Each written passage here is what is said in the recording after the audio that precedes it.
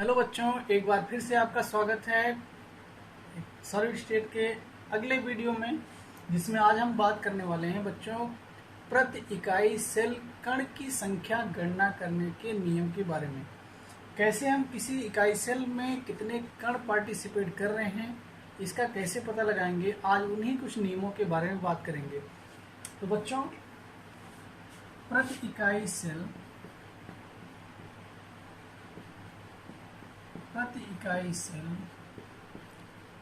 कणों की संख्या ज्ञात करने के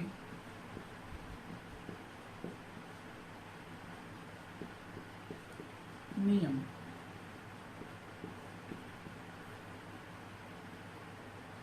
तो बच्चों, आपको पता ही है परमाणु किसी भी यूनिट सेल में कण कहाँ कहाँ उपस्थित होते हैं। जैसे प्रिमिटिव यूनिट सेल में पार्टिकल केवल कोनों पर उपस्थित होते थे, जबकि बॉडी सेंटर यूनिट सेल में आप कोनों के साथ साथ काय के केंद्र पर भी उपस्थित होते थे, बॉडी के सेंटर पर भी उपस्थित होते थे। फलक केंद्रित इकाई सेल में कोनों के साथ साथ सभी फलक के केंद्रों पर परमाणु उपस्थित होते थे। एंड सेंटर में कोनों के साथ साथ दो एंड पर परमाणु उपस्थित होते थे। लेकिन हमको घनीय निकाय के बारे में पढ़ना है, जो कि केवल 3 प्रकार के यूनिट सेल का निर्माण करता है: primitive unit cell, body centred unit cell और फेस सेंटर्ड यूनिट सेल। तो आप पहला देखते हैं, हम पहला नियम इसके बारे में। सरल इकाई सेल लेते हैं पहले, प्रिमिटिव यूनिट सेल।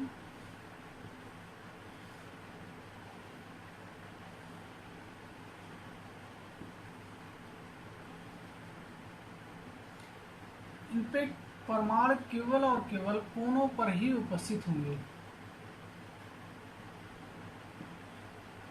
अब आप बच्चों किसी भी एक कोने के परमाणु को लेकर इमेजिन करो, कल्पना करो कि ये परमाणु कितनी यूनिट सेल में पार्टिसिपेट कर रहा है, तो ये पता लगेगा कि ये अपनी यूनिट सेल में, अपनी इस यूनिट सेल में कितना पार्टिसिपेट कर रहा होगा।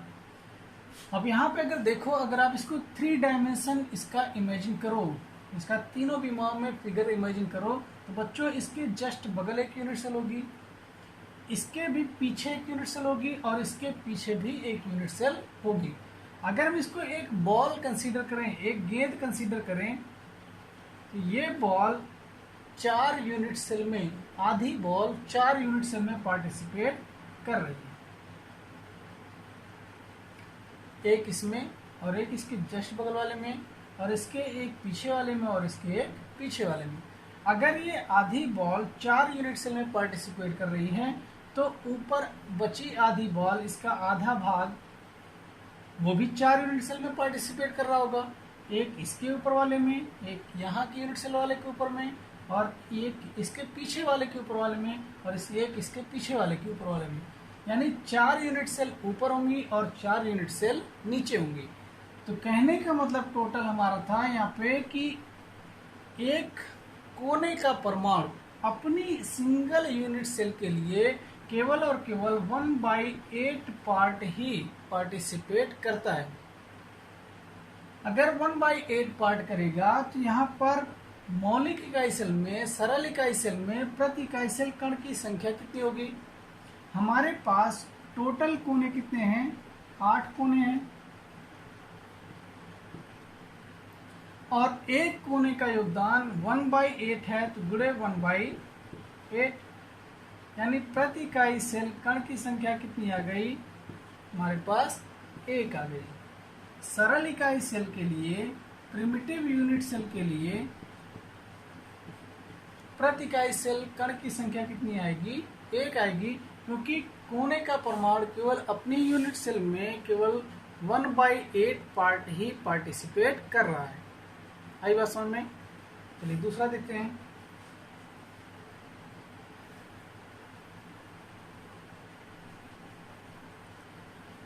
Rule number 2।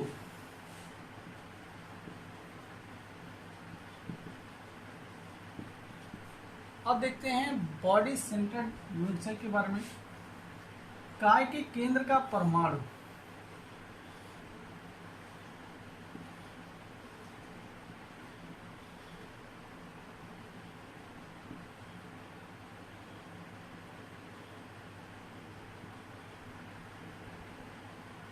काय के केंद्र में उपस्थित परमाणु बच्चों पूरा का पूरा अपनी ही यूनिट सेल में पार्टिसिपेट कर रहा होगा, वो किसी और यूनिट सेल में पार्टिसिपेट नहीं कर रहा होगा, क्योंकि ये डब्बे के अंदर पूरा का पूरा बंद है।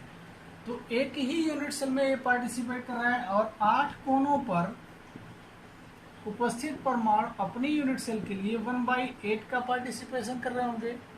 यानी कुल मिलाकर परमाणु हमारे पास एक काय के केंद्र पर उपस्थित है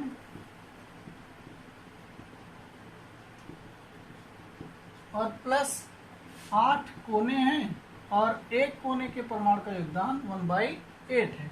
तो प्रति इकाई सेल कण की संख्या 1 + 1, यानी प्रति इकाई सेल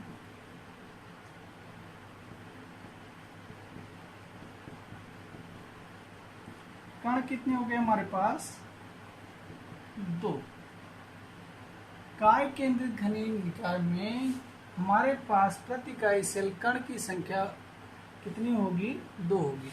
आपको ये आना चाहिए कि कहाँ पर उपस्थित परमाणु कितना अपने यूनिट सेल में पार्टिसिपेट कर रहा है। यानी कोनों पर परमाणु उपस्थित है तो वो अपनी यूनिट सेल में कितना पार्टिसिपेट कर रहा है, काय के केंद्र पर उपस्थित है तो वो अपनी यूनिट सेल के लिए कितना पार्टिसिपेट कर रहा है, ये आपको आना चाहिए। तीसरी टाइप की यूनिट सेल देखते हैं। रूल नंबर 3, अगर कोई परमाणु फलक के केंद्र पर उपस्थित हो तो वो अपनी यूनिट सेल में कितना योगदान कर रहा होगा।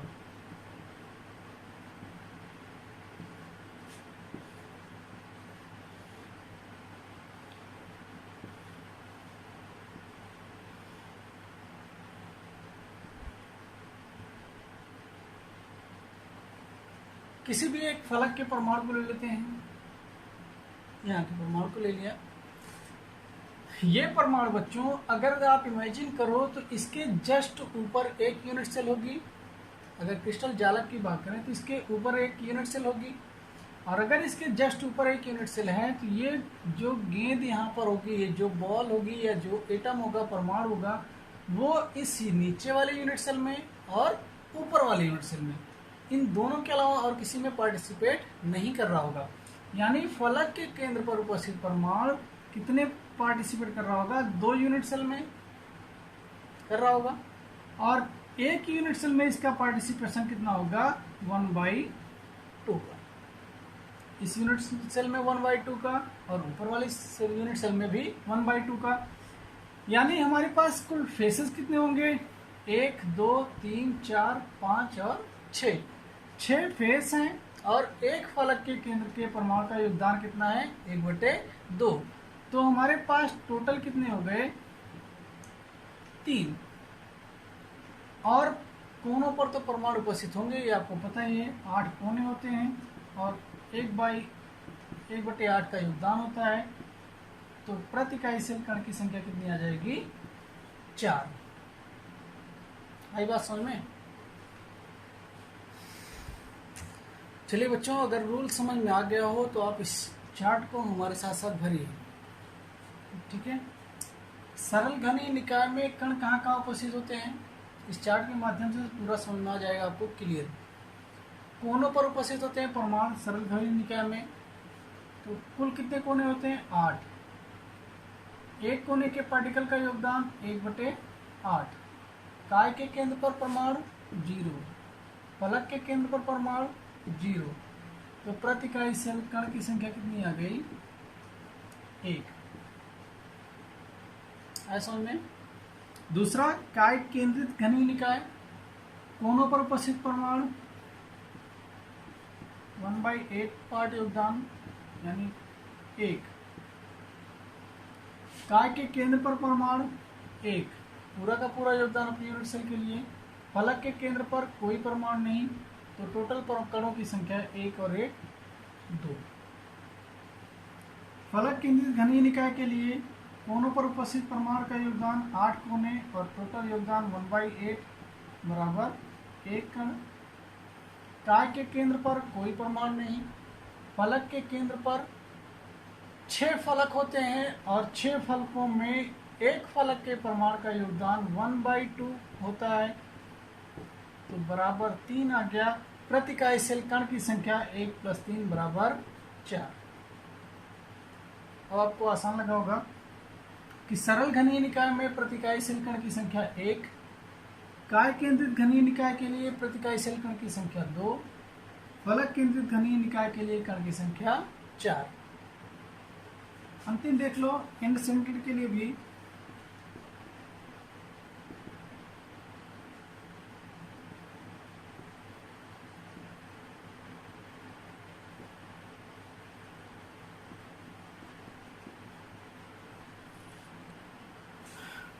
टोटल कोने 8, एक परमाणु का योगदान 1/8 बराबर 1। काय के केंद्र पर कोई परमाणु नहीं, फलक के केंद्र पर एंड सेंटर्ड में आपको बताया हमने केवल 2 फेसेस पर परमाणु उपस्थित होते हैं और 2 फेसेस होंगे और एक फेस के परमाणु का योगदान 1/2। तो कुल मिलाकर हमारे पास हो गया 1 और 1 2। प्रति इकाई सेल कण की संख्या हमारे पास एंड सेंटर्ड यूनिट सेल के लिए भी कितनी आ गई? 2 आ गई। तो बच्चों आया समझ में आप लोगों को? चलिए अब इसी के ऊपर एक सवाल लेते हैं। अगर आप हल कर पाते हो वीडियो को पॉज करके हल करिएगा और नहीं कर पाते हो तो बताइए।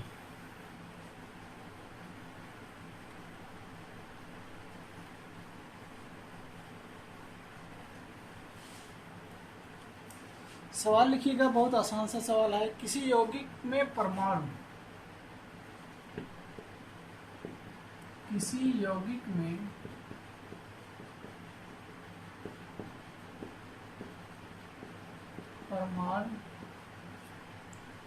X तथा Y मिलकर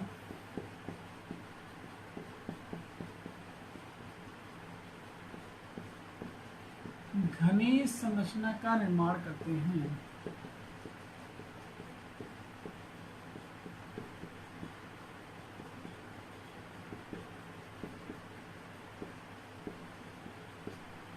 घनीय संरचना का निर्माण करते हैं।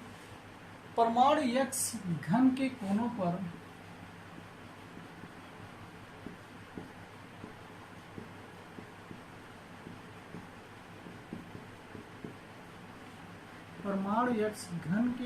पर जबकि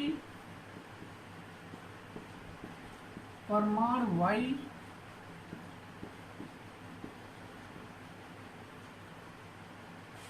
फलक के केंद्रों पर उपस्थित है।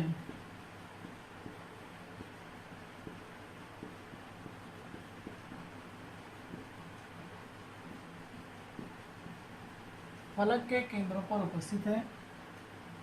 तो बताइए यौगिक का सूत्र क्या होगा?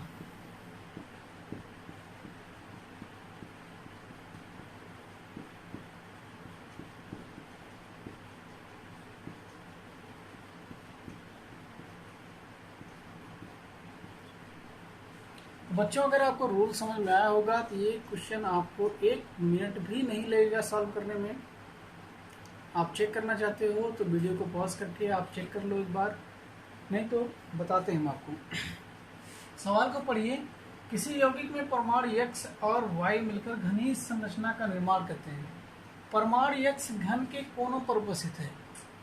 परमाणु X घन के कोनों पर उपस्थित है और कोने कितने होते हैं टोटल हमारे पास?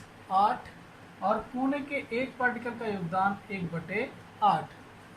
तो X की संख्या कितनी हो गई? परमाणु X टोटल हो गया 1।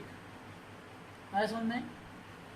जबकि परमाणु Y फलक के केंद्रों पर उपस्थित है। परमाणु Y की संख्या कितनी होगी? फलक के केंद्र पर होंगे। 6 फलक होते हैं और फलक के एक परमाणु का योगदान अपनी यूनिट सेल के लिए 1/2 होता है। तो कितना हो गया? 3। तो सूत्र हमारा बना बच्चों यौगिक का सूत्र क्या बना? XY3। बोलो समझ में आया? थैंक यू बच्चों। वीडियो को पूरा देखिए, नहीं समझ में आए कमेंट बॉक्स में कमेंट कीजिए और लाइक शेयर कमेंट जरूर करिए। Thank you.